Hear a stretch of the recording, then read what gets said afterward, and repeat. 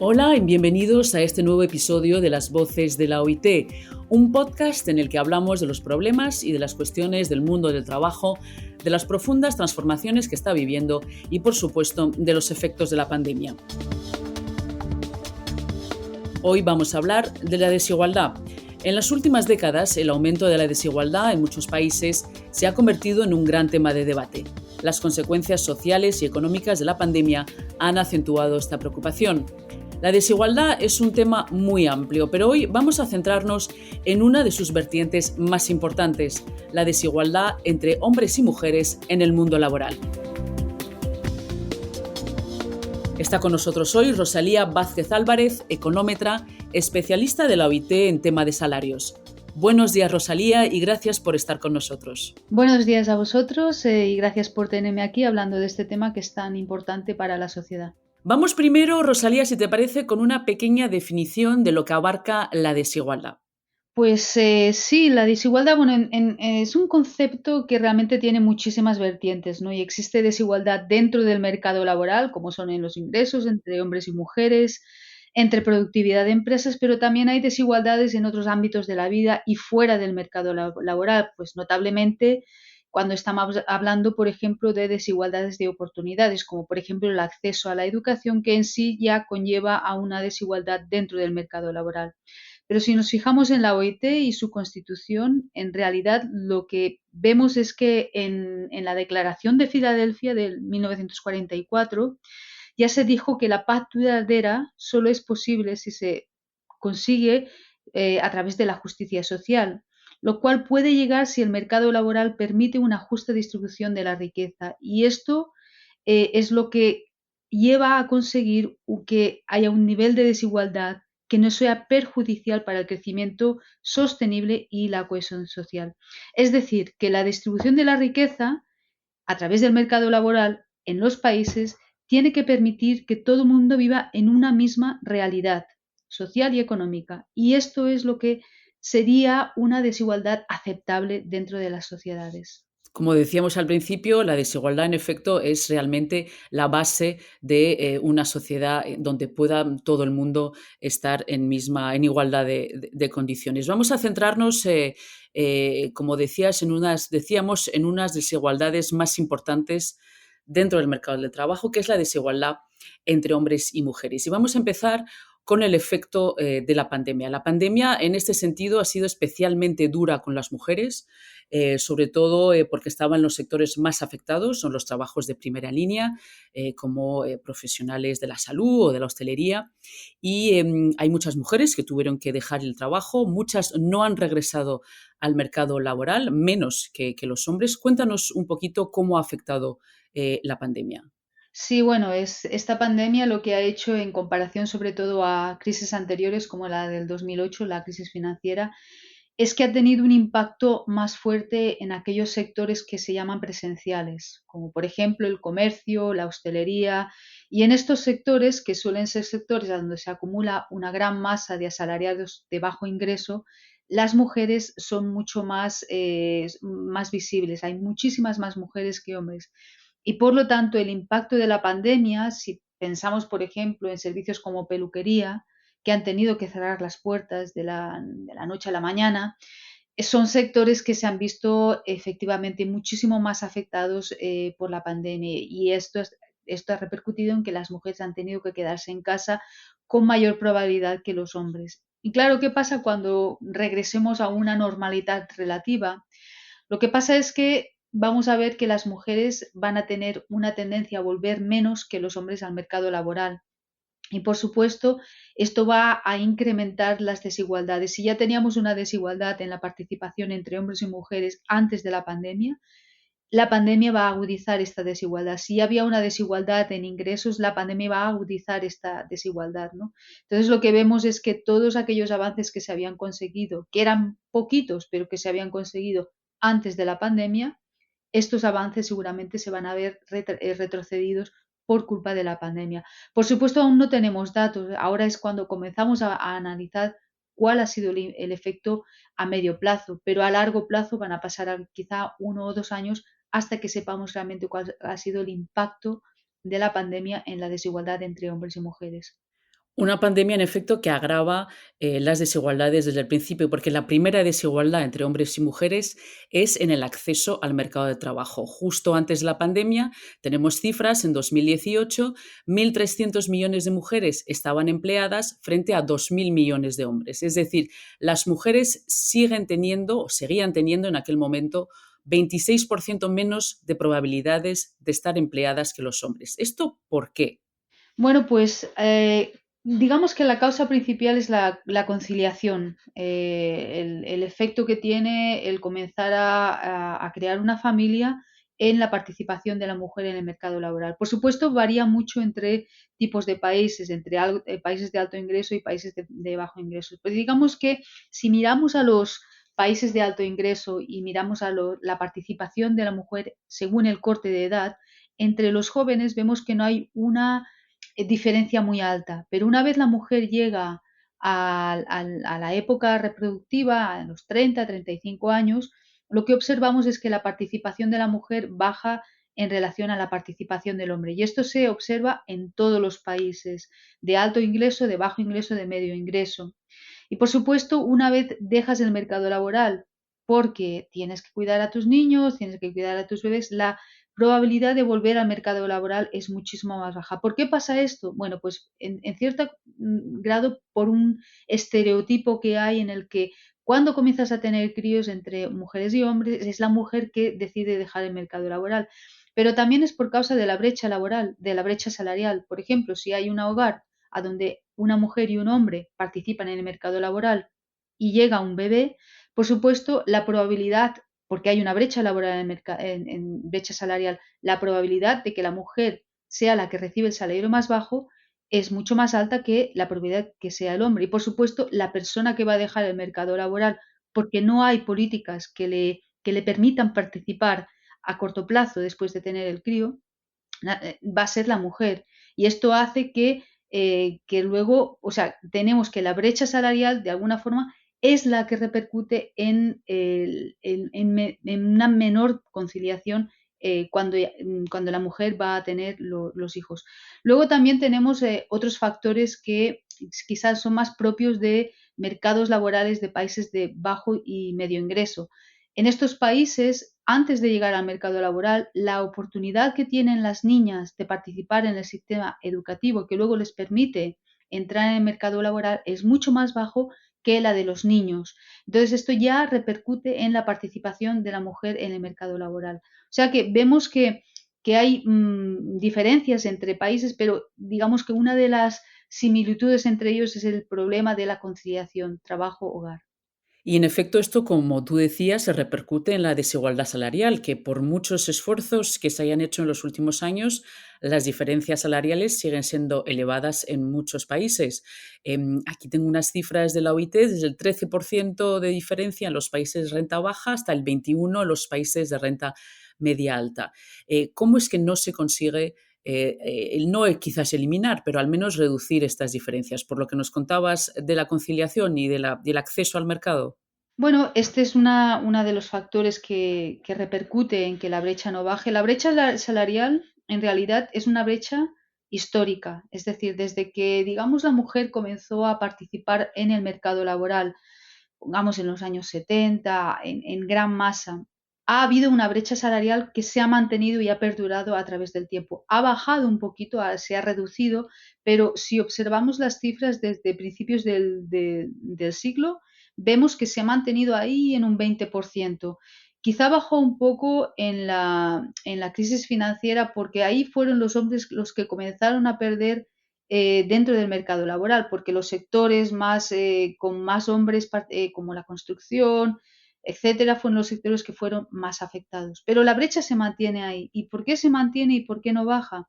Bueno, entre otras cosas porque hay una tendencia de la mujer a participar en aquellos sectores que están menos valorizados dentro del mercado laboral. Esto no quiere decir que no aporten un gran valor a lo que es la sociedad, pero están menos valorizados, como por ejemplo el sector salud, el sector público. ¿Y por qué la mujer o por qué estos sectores están menos valorizados? Es porque históricamente cuando la mujer comenzó a participar en estos sectores, los sectores en sí estaban relacionados con trabajos que no estaban remunerados en aquellos tiempos, como por ejemplo los cuidados.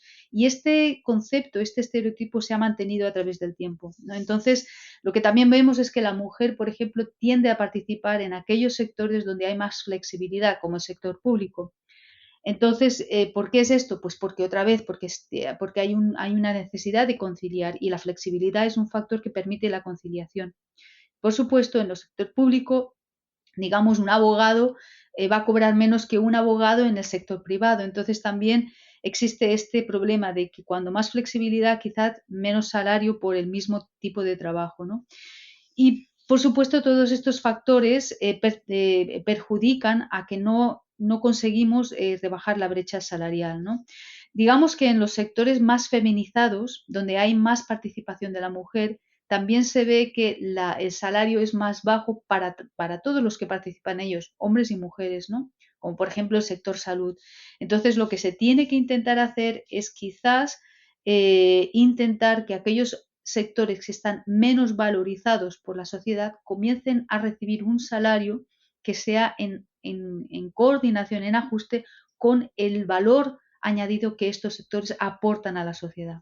Es decir, que cuando se feminiza una profesión, es decir, que hay más mujeres que participan en esa profesión, los salarios tienden a bajar. Exacto, o sea, lo que se observa es aquellas, no sectores, pero incluso aquellos establecimientos, aquellas fábricas, aquellas instituciones a donde se ve que la mujer predomina, la mujer y el hombre en promedio reciben salarios que son más bajos.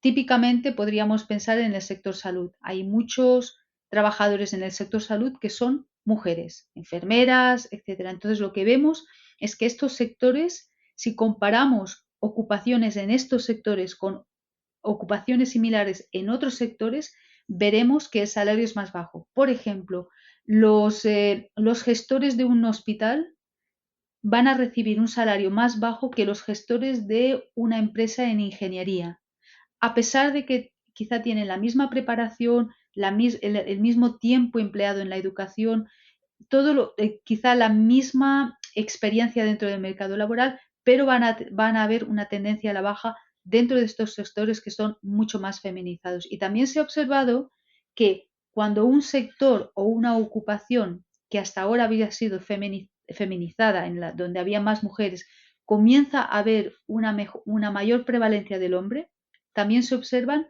que los salarios tienden a la alza. Es decir, cuando hay más hombres, hay una tendencia a la alza en sectores a donde, habiendo sido la mujer la que predominaba, los salarios estaban por debajo del salario promedio, comparando iguales factores dentro del mercado laboral.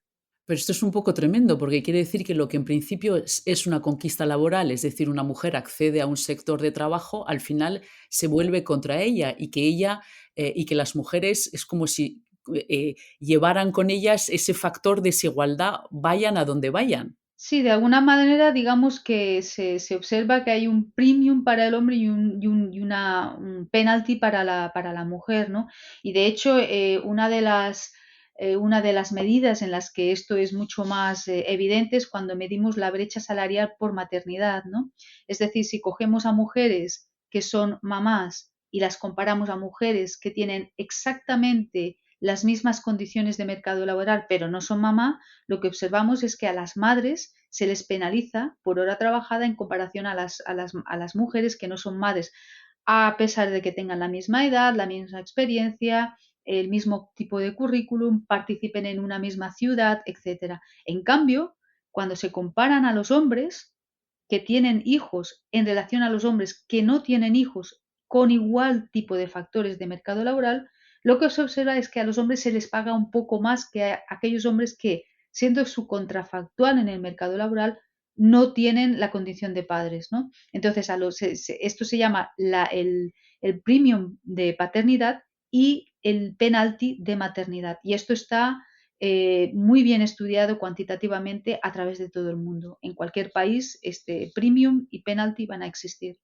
Sí, de hecho aquí tengo las cifras de la OIT que mientras en lo que es estas tareas remuneradas del hogar, ¿no? Que mientras que las mujeres dedican una media de 4 horas y 25 minutos al día en trabajos de cuidado, que pueden ser de niños o de otros, pero finalmente tienen que ver con la familia, los hombres solo dedican hora y 23 minutos a este tipo de tareas. Y ahí también hemos visto que la pandemia ha agravado el fenómeno, ¿no? Y ha planteado el riesgo a un retorno a lo convencional con respecto a los roles de género. Entonces, todo esto quiere decir que a la mujer se la sigue penalizando por tener familia en el mundo laboral. Exacto, esto es lo que muestran los datos. Y de hecho, si se piensa en las nuevas medidas que existen hoy en día para intentar que este tipo de rol, mujer-hombre dentro del hogar, sea menos impactante en lo que son las desigualdades en el mercado laboral entre hombres y mujeres, pues tipo maternidad, o sea, en vez de dar solo salida por maternidad, también hay salida por paternidad y que sean obligatorias, lo que se está viendo es que hasta cierto punto sí que funcionan, pero también es verdad que aquellos hombres que deciden acogerse al derecho a paternidad, quizás ese tiempo que tendrían que dedicarlo al hogar, que tendrían que dedicarlo a los hijos, quizá lo dedican a otras tareas que están más ligadas a su productividad. Y hay muchos estudios, por ejemplo, típicamente entre catedráticos y profesores universitarios que deciden coger el derecho de paternidad y dedican ese tiempo a publicar más artículos de los que hubieran publicado si hubieran estado dentro de su ámbito normal de trabajo. En cambio, las mujeres con un mismo currículum, que también son profesoras o catedráticas universitarias, no publican tanto cuando están en maternidad en relación a lo que publican los hombres, ¿no? Entonces ahí se puede ver cómo, a pesar de estas nuevas medidas, de estas nuevas políticas que intentan equilibrar lo que es la conciliación entre hombres y mujeres, vemos que aún va a pasar mucho tiempo hasta que realmente consigamos que este tipo de políticas tengan el efecto deseado, que es equilibrar, digamos, las desigualdades en el momento en el que una mujer y un hombre deciden formar una familia. Ujú. Entonces, al final, las mujeres son las que siguen cambiando pañales y ocupándose de los niños en vez de su carrera profesional. Y a la vista de todo esto, sí, tú justamente en esta situación, ¿qué medidas podrías darnos tres medidas que los países podrían implementar? Además de las que ya se implementan y que en efecto vemos que tienen una repercusión, pero no la deseada, para combatir estas desigualdades. Pues mira, las medidas van a depender mucho del contexto del país, pero por ejemplo en países donde hay una gran masa de trabajadores en el sector informal, en lo que es la economía informal, es importante la formalización de los trabajos informales, porque lo que se observa es que en estos países, por ejemplo en América Latina, en países de Sudasia, las, los salarios bajos los salarios que están en la cola de la distribución y las posiciones que están en la cola de la distribución suelen tener a más mujeres representadas dentro de ellas. Y estos trabajos estarían mejor remunerados si estos fueran formales, porque ya entrarían a formar parte de estos trabajos políticas como por ejemplo el salario mínimo, que reducirían la brecha salarial considerablemente y que además permitirían una mayor equidad entre hombres y mujeres. Entonces, la formalización de los trabajos informales en países donde hay mucha desigualdad es una muy buena medida para reducir la brecha salarial y las desigualdades entre hombres y mujeres en el mercado laboral. Lo segundo también es incrementar los servicios públicos para que las mujeres tengan mayor acceso al mercado laboral. Por ejemplo, tú puedes tener un salario mínimo que te permita que te permita participar decentemente en el mercado laboral, pero si este salario mínimo no te permite pagar una guardería para tu crío y no te permite este tipo de gastos que luego te permitirían participar en el mercado laboral, ciertamente el salario mínimo tiene un efecto muy relativo, muy bajo en la participación. Pero si tienes servicios públicos de guardería junto con un salario mínimo, pues esto ya te permite participar en el mercado laboral. O sea que servicios públicos que mejoren las condiciones de participación de las mujeres en frente de los hombres en el mercado laboral es quizá la segunda recomendación que podríamos tomar. Y la tercera, que es muy importante, es que comiencen a haber auditorías y medición de la brecha salarial dentro de las empresas para que las empresas entiendan hasta qué punto hay una brecha salarial dentro de la empresa que quizá no es reconocida, pero que existe, y poder de esta forma intentar reducir la brecha salarial a través de las empresas para que luego esto repercuta en la brecha salarial que se observa a nivel del país.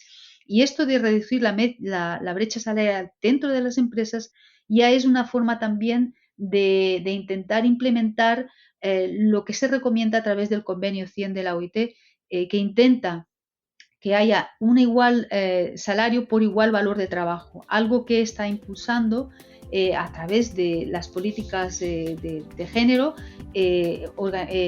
instituciones como por ejemplo EPIC, que es una de las instituciones creada por la OIT, conjunto con UN Mujeres y conjunto con la OECD, para intentar acaparar e intentar que los países reduzcan la brecha salarial a través de lo que es el tejido empresarial. Pero vamos, queda todavía mucho camino por hacer pese a todas estas medidas. Muchas gracias, Rosalía, por estas explicaciones y por estar con nosotros. Gracias a vosotros. Hoy hemos estado hablando de desigualdad entre hombres y mujeres en el mundo del trabajo con Rosalía Vázquez Álvarez, económetra, especialista del OIT en tema de salarios. Así terminamos nuestro podcast. En las próximas semanas seguiremos hablando de los cambios en el mundo del trabajo. Por ahora nos despedimos y nos vemos pronto en otro episodio de Las Voces de la OIT.